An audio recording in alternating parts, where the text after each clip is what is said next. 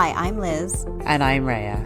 Welcome to Karma's My Bitch, a podcast about sex, love, magic, desire, purpose, bliss, and how life isn't simply the stories we tell ourselves. We had an episode in an earlier season about how white lies are not a big deal. And I remember recording it and then trying to apply it to my life and finding it really difficult because I was like, I feel like I feel really uncomfortable lying. But actually, the more I think about it now looking back, the more actually it wasn't necessarily conscious white lies. They were things like me not necessarily saying my full truth because I didn't want to hear other people's voices when I was trying to listen to my heart. I wanted to know that I was creating stuff for myself. And also there was, some parts of me that didn't necessarily want to share how I really felt because of a karmic hangover. What I realized was that as we get more conscious, and if the root of this path to bliss is being fully ourselves, when we are dishonest with others, in whatever shape, way, or form that comes, we cannot be honest with ourselves, really. We're not being honest with ourselves. Because even in the most optimistic way, our inability to acknowledge the objective truth breeds dishonesty. Yeah, definitely. And then it leaves us incapable of overcoming the smallest hurdles in relationship to anything. Yeah, because when you're not honest, you're kind of setting yourself up already. You've already established one wall between you and that other thing. Yes. And whether it is as simple as, I don't mind you behaving this way, I can tolerate the government doing this, I don't have to look at this thing in my community that bothers me, I can turn the other cheek to a terrible boss. Whatever it is, we end up kind of picking back up a barrier to our power. Yes. And when I think about, on a personal level, why I did it, or why I would continue to do it now when I don't really care what anyone else really thinks, it's because the root of that dishonesty is karmic hangover. Yeah. Right?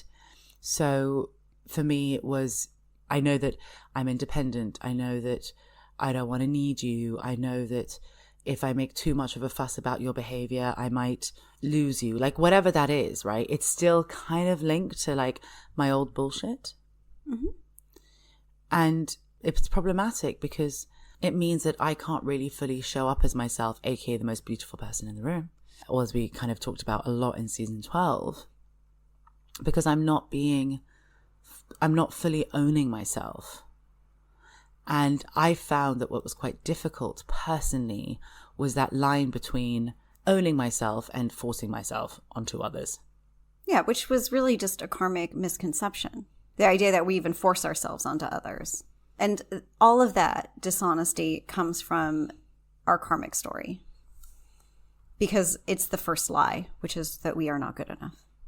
And from that lie and that illusion breeds every other lie and illusion that we put forth to make what we believe our lives bearable, which is really just piling more shit onto more shit, which is, the entire karmic undoing process is just about casting off all that shit and wading through it until we're all the way through it and done with it, but because we're so used to operating that way and we end up kind of wiring in those white lies, like they work through our karmic undoing process because sometimes we just need to step away from other people's judgments because we're so wired for guilt and shame.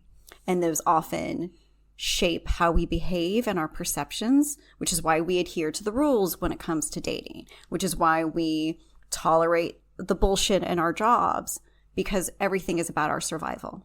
I'm going to do everything I can to survive because I believe I'm not good enough. Again, first lie. So then we lie to ourselves that things are tolerable. More lies. So in the end, we're just constantly perpetuating it. And so we've wired in the I don't have to show who I really am because my survival depends on that. So how do you undo that? Even it's crazy to think you go through the whole karmic undoing process. You listen to yourself, as we discussed in the previous episode. You have this knowing that's a guiding force. What is it that allows you to still lie to yourself with all of that. And then doesn't that just breed the mistrust within to the point where you can't even trust your own knowing? You know, it's funny how the tricks that one's mind will play on itself to the point where we think that we're not lying. You know? I mean, or that that doesn't help it's with for my the question. greater good. How do you undo that? How do you know which bit is the lie? Is it aligned to your purpose or not? Does it allow you to listen to yourself or not? Does it give you the slightest bit of ick? Because by now, if you're post-karma and even into magic, you're gonna know. You're gonna get that feeling in your chest or that feeling in your shoulders. Do I feel burdened by this or not? Is this weighing on me or not? Am I that preoccupied that it's to the point where I'm distracted?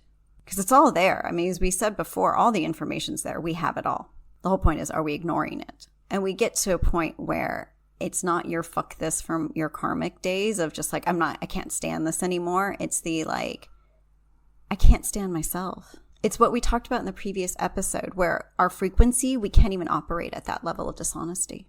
Not for long, not till we actually have to bounce out of it. Because the longer we stay in it or force ourselves to stay in it because we're just going to, dig our heels in a little bit, it becomes so intolerable that we can just give ourselves the ick. There's no one way, Rhea. It's funny, they're not super prescriptive when it comes to how you get yourself out of it. By now, on the path to bliss, you'll have wired in enough mechanisms to know what it takes. It's just the decision to do it or not, right? Mm. And there are some people who have a high tolerance for bullshit, as you and I have discussed. That's just so wired in because of their survival mechanisms, right? Like everything that they've had to do to wire in their survival and what they're going to do to get there. Sometimes it just takes a bit longer. I kind of feel like living fully and honestly is the kind of final fuck you to the world. It is. Like, because I'll only be me no matter where I am, who I'm with, in whatever circumstances I find myself in. Yeah. Whatever it is, I'm always me. And that's real freedom. And I guess I understand why it's hard. Like in some ways, it's almost the hardest thing to do and be or even become, right? We've lived too long in a cloud of dishonesty so that even when we stop, the world is coated with it. Whether it's like the constant denials, or the justifications for everything, or the excuses, it's really hard to just walk into a room and be like, either I want you, I don't want you, I want this, I don't want this, this made me upset, this didn't. And to know that we are only responsible for ourselves and not responsible for how other people react to us. Ultimately, our dishonesty is born from that pain of living freely as ourselves in the past. It is. So there's nothing wrong with it having been dishonest. No. Rather, just at some point, we just need to recognize that actually this is no longer us. Because if we're not dishonest inside, but we're somehow portraying a dishonesty to others, we'll end up internalizing it, and that's a barrier to our power. Oh, and completely. And also I feel like it makes everything, like happiness becomes conditional, and we can't be in our full power, therefore we can't even go on the path to bliss because we're not even in our full power because we're giving some of it away to the past that no longer applies. And I find it interesting because we've been speaking a lot about going back and picking up those pieces. In the last episode, I discussed how mine was almost like I gave up caring and I gave up trusting in other people and I gave up on other people. I gave up on the world in many ways. And so my survival instinct was to do that. It is a giant act of hope to turn up as yourself and to believe that things could work out. But at the same time, it was a giant act of hope to go through your karmic undoing process. I mean, I feel like being alive is just one hopeful choice. Yeah. And it's funny because I was thinking about an episode in season 11, at the end of season 11, about how having children is the most beautiful act of hope we can do. Yes. But actually, in some ways, we are rebirthing ourselves when we come out fully, honestly, as ourselves. So we've just had a series of coming outs over the past decade, people learning to be more open about themselves, but we're still filtering that self. Mm-hmm. Yeah, like deciding which is our best foot to put, what's the best foot to put forward. And who will we show the different versions to? Like the friends that I have that I show my unfiltered self to. It's also just figuring out who we really are, and that takes time. Mm-hmm. really uncovering all the layers to get back to that full divine self takes a long time for some. Maybe less time for others, but even then, getting to that very core of it, it's really not that easy, especially for anybody who's been through the karmic, who've had karma. I mean, the karmaless ones, great, they don't have that many layers, but they might even have some layers because depending on how long they've lived in this world, they've already had that cast upon them, usually from the time they're born. Even with the younger generation, you're looking at a lot of conformity. I mean, they might have it wired within, but what is their external saying about them? For many, it's just they want to fit in. I think it's really difficult for many to say with full honesty, I am who I always am. So, we do have a lot of unfiltering that still has to come forward. But again, younger people, if they haven't been burned by their karmic realities, they're going to come forward, and that gives us the courage to do it as well. I mean, they're the ones I think who are generally empowering the older generation. But I do feel like we still have to continue to set the example. When I look at this episode, it makes me think a lot about our interpersonal relationships more than anything. Because if we cannot be honest within those, everything else is going to suffer. Because everything else is a reflection of where we are internally. So, of course, how we operate within our personal relationship is really what gets expanded out. If we're going to continue to be kind of like activists and want to see the world change and, be disillusioned by our government, and so we're going to want to push for that, what we have to look at is, but are we really that way in our relationships with those closest to us? Are we able to give and receive? Are we operating from a level of love? Because love still matters.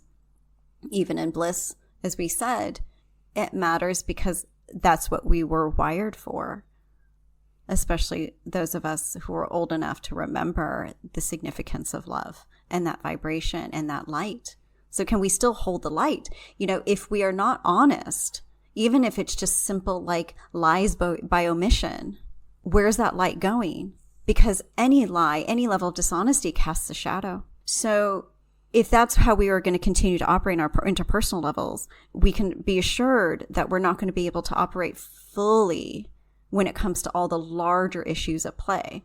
So if the path to bliss, and bliss is really about the whole world and our divine power operating and moving the world into a different state and ushering in that space for younger generations to build in this new world, well, then we got to really say how we're operating on that personal level. And only then can we really expect the world to change. This episode is brought to you by Karma Magic Bliss. For more information, resources, and links to our books, check out our website, karmamagicbliss.com, and Karma Magic Bliss across all socials. And if you liked what you heard, please subscribe and leave us a review.